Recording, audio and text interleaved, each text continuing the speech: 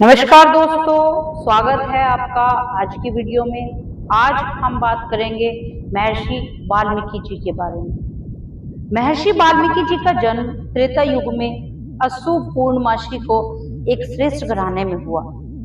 आप अपने आरंभिक जीवन में बड़े तपस्वी एवं भजनीक थे, लेकिन एक राजघराने में पैदा होने के कारण आप शस्त्र विद्या में भी काफी निपुण थे। आप जी के नाम के बारे में ग्रंथों में लिखा हुआ है। आप जंगल में जाकर कई साल तपस्या करते रहे। इस तरह तप करते हुए कई वर्ष बीत गए।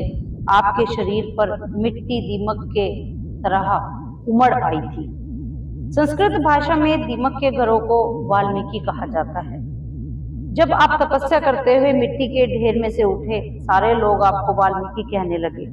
आपका बचपन का नाम कुछ और था, जिस बारे कोई जानकारी पता नहीं लगी। भारत में संस्कृत के आप पहले उच्च कोटि के विद्वान हुए हैं।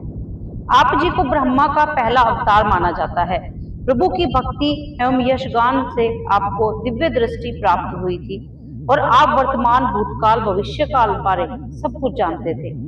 श्री रामचंद्र जी के जीवन के बारे में आप जी को पहले ही ज्ञान हो गया था, इसलिए आप जी ने श्री रामचंद्र जी के जीवन के बारे में पहले रामायण नामक एक महाग्रंथ संस्कृत में लिख दिया था।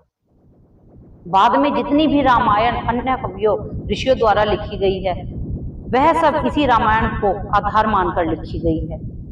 जब महर्षि वाल्मीकि को रामायण की कहानी का पूर्ण ज्ञान हो गया, तो आप जी ने एक दिन अपने शिष्य को बुलाया तथा तमसा नदी के किनारे पर पहुंच गए।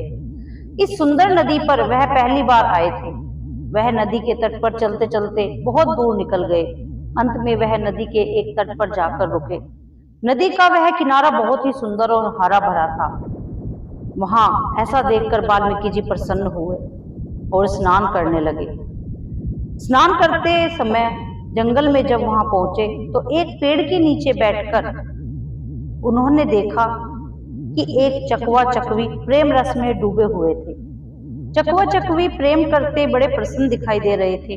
वाल्मीकि जी अभी उनकी तरफ देख ही रहे थे, एक शिकारी उधर से आ निकला। उसने चकवे की हत्या कर दी।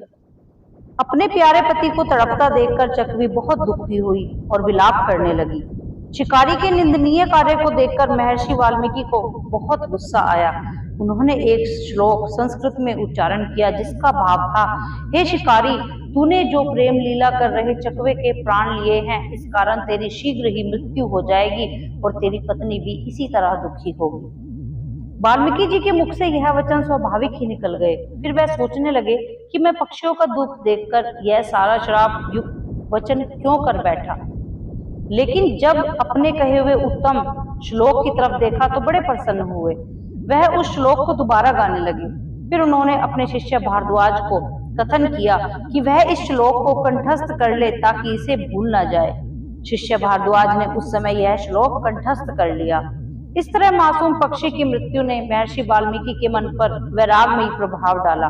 पक्षी के तड़पने, मरने और मरने से पहले प्रेम लीला की झांकी महर्षि की आंखों से ओझल नहीं हो रही थी। इस विचार में डूबे हुए वाल्मीकि अपने आश्रम में आ पहुंचे, लेकिन आश्रम में आकर भी आप उस श्लोक को मुंह में गुनगुनाते रहे।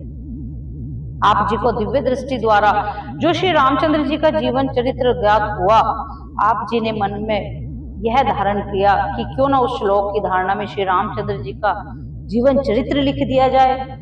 यह विचार बनाकर महर्षि वाल्मीकि जी सुंदर ज्ञानवर्धक श्लोकों वाली रामायण लिखने लगे। ऊंचे ख्यालों वाले शब्द, पिंगल तथा व्याकरण एवं नियम उपनियम अपने आप उनके पास इकट्ठे होने लगे।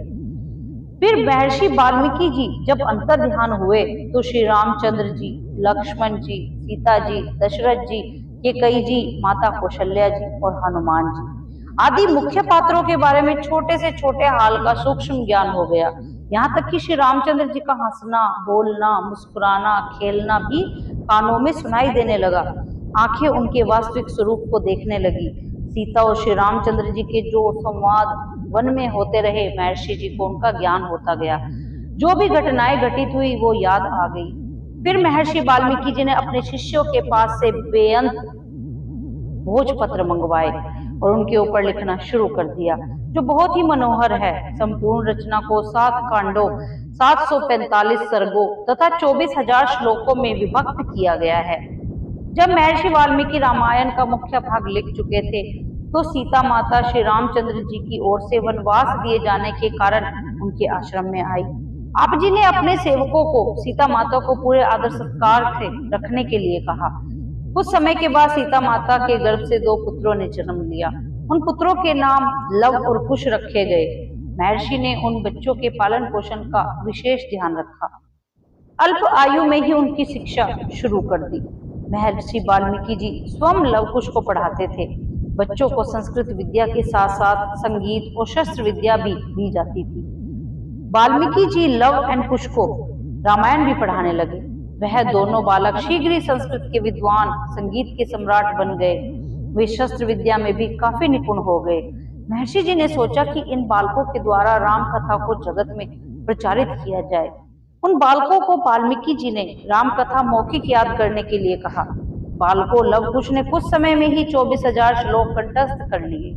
वह अपने मीठे गले और सुरीली सुर में रामायण गाने लगे। उन्होंने 2 सात सुरों वाली वीणाएं ली तथा राम कथा का गुणगान करने लगे। जब वह गायन कला में परिपूर्ण हो गए, तो वाल्मीकि जी ने उनको आज्ञा दी कि वह दूर दूर जाकर उस उच्च कल्याणकारी काव्य का प्रचार करें। दोनों राजकुमार, जो श्री रामचंद्र जी के समान सुंदर, विद्वान और बलशाली थे, ऋषियों, साधुओं और जन समूह में जाकर राम कथा का गायन करते थे। उनके सुरीले कान ने काव्य को इतना ऊंचा कर दिया कि जब वह गाते तो श्रोता बहुत प्रसन्न और वैरागमयी हो जाते। सबके नेत्रों में श्रद्धा, हमदर्दी, भक्ति के नीर बहने लग जाते। प्रत्येक नर नारी उनकी उपमा करके बालकों लव कुश के पीछे पीछे चल पड़ते। लव कुश केवल उस काव्य का गायन ही नहीं कर रहे थे, बल्कि एक नया संदेश भी दे रहे थे। उन दिनों में ही श्री रामचंद्र जी ने चक्रवर्ती राजा बनने के लिए अश्वमेध यज्ञ कराने का फैसला किया। उन्होंने यज्ञ के लिए एक घोड़ा छोड़ा और ऐलान किया कि इस घोड़े को जो पकड़ेगा उसे लक्ष्मण के साथ युद्ध करना होगा। लक्ष्मण एक बड़ी सेना लेकर घोड़े के पीछे पीछे जा रहा था। जब यह घोड़ा महर्षि वाल्मीकि के आश्रम में पहुंचा, तो लव कुश ने उस घोड़े को पकड़ लिया और अपने आश्रम में लाकर एक पेड़ के साथ बांध दिया। जब लक्ष्मण सेना लेकर निकट आया, तो उसने बालकों को घोड़ा छोड़ने के लिए कहा, लेकिन लव कुश ने मना कर दिया और कहा कि यह घोड़ा हमें बहुत सुंदर लगता है, हम इसकी सवारी किया करेंगे। लेकिन लक्ष्मण ने उन्हें बहुत समझाया कि यह अश्वमेध यज्ञ का घोड़ा है, जो भी इस घोड़े को पकड़ेगा उसे हमारे साथ युद्ध करना पड़ेगा।